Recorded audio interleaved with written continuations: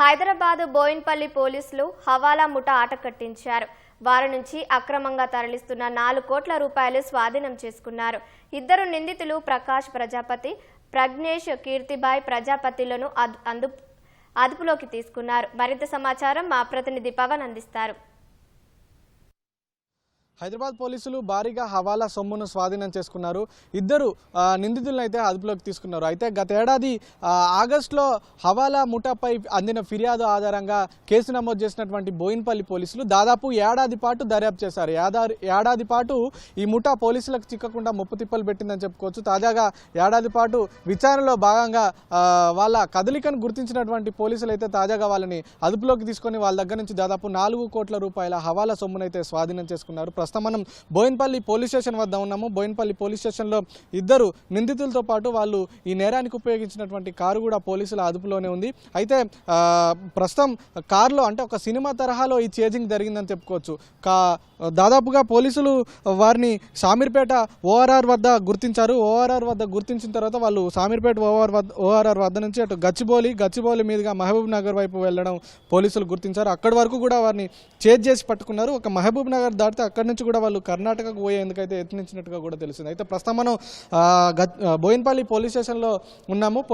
Police స్టేషన్లో అయితే నిందితులు నేరానికి ఉపయోగించినటువంటి కార్ అయితే ఇక్కడ ఉంది. మనం చూడొచ్చు MH49 CL 2496 ఈ నెంబర్ గల కారులో అయితే ఈ నిందితులు ప్రయాణిస్తూ అయితే హవాలా సొమ్ము 4 కోట్ల రూపాయల హవాలా సొమ్మును అయితే తరలిస్తున్నారు. అయితే ఈ కారు డిక్కీలో అలాగే సీట్ల కింద అలాగే బ్యానెట్ కింద ఎక్కడా కూడా నగదు ఆనవాళ్ళు బయటికి కనిపించకుండా ఇటు డిక్కీలో సీట్ల కింద బ్యానెట్లో భారీగా డబ్బునంతా కూడా పెట్టి తరలిస్తున్నటువంటి పరిస్థితి అయితే ఉంది. అయితే పోలీసులు నిందితులకు సంబంధించినటువంటి GPS సిగ్నలింగ్ తొలుత వారణాసిలో చూశారు. పోలీసులు వారణాసిలో ఉన్నట్టుగా తెలిసింది. ఆ వారణాసి నుంచి ఆ తర్వాత నాగ్పూర్ వచ్చారు.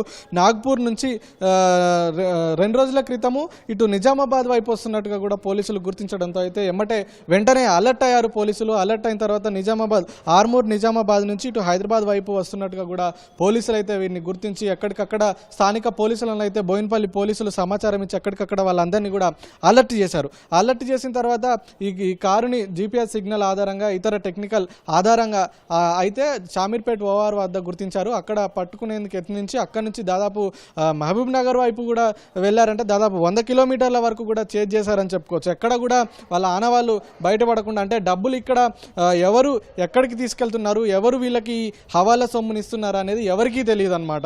ఎవరికీ తెలియకుండా అన్ని జాగ్రత్తలు తీసుకుంటూ అయితే ఈ హవాలా ముఠా కొంత సంవత్సరం క్రితం ఫిర్యాదు అందిందంటే అంతకుముందు ఇంకెంతకాలం నుంచి ఈ హవాలా ముఠా అయితే ఈ దందాను కొనసాగిస్తుంది అనేది ప్రశ్నార్థకంగా మారింది. పోలీసుల అదుపులో ఉన్న నిందితుల్ని విచారిస్తే అయితే మరిన్ని విషయాలు వెలుగులోకి వచ్చే అవకాశం ఉంది.